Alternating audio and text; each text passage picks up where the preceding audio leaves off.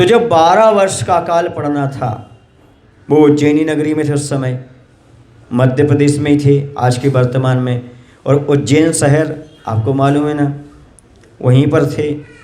वो आहारचर्या के लिए गए। एक बालक था जो कि पलने में झूलने में झूल रहा था, उसको बोलना नहीं आता था, बोल ही नहीं सकता था वो बालक। लेकिन जैसे ही उनके घर में उन्होंने पैर रखा, वो बालक झूले में से बोल पड़ा, लौट जाइए लौट जाइए लौट जाइए।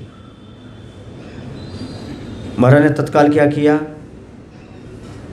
अंजलि छोड़ी और वहाँ से अलाव करके बिना आहार के लौट करके आ गए।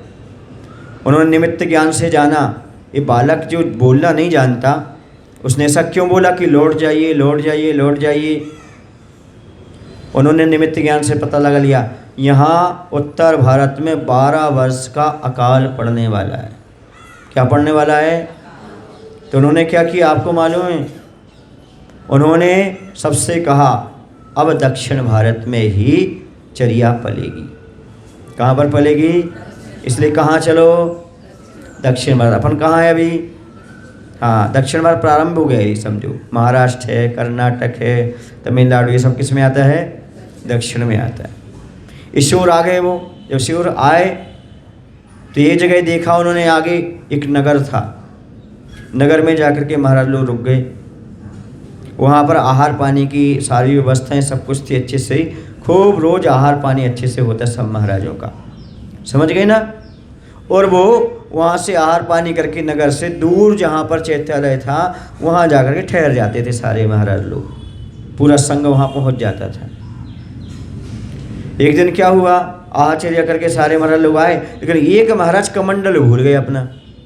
क्या भूल गए? तो वो गुरु की आज्ञा से कमंडल लेने के लिए गए, तो वहाँ एक भी मकान नहीं मिला, एक भी घर नहीं मिला उनको। पंचम काल की बात कह रहा हूँ, एक भी घर नहीं मिला। और एक पेड़ की शाखा पर कमंडल लटका था। कहाँ लटका हुआ था कमंडल? उन्होंने देखा, अरे यहाँ तो बड़े बड़े घर थे, महल थे, बहुत सारे लोग थे, यहाँ तो कोई है ही नहीं। वो लौट करके गए और भद्रबाहु महाराज से कहा कि महाराज वहाँ तो कोई भी नहीं है। तो महाराज ने ज्ञान से जाना, ये तो देवता लोग आके नगर बसा के आहार दे रहे थे। पंचम काल में भी देवता लोग नगर बसा करके आहार दिए। समझ आ रहा है आपको कि नहीं? एक और कोई काल की घटना नहीं, कब की घटना है? तो मुनि महाराजों ने सबने फिर प्रायश्चित लिया। देवताओं ने तो अपना पुण्य कमा लिया, लेकिन महाराज देवताओं से आहार ग्रहण नहीं करते।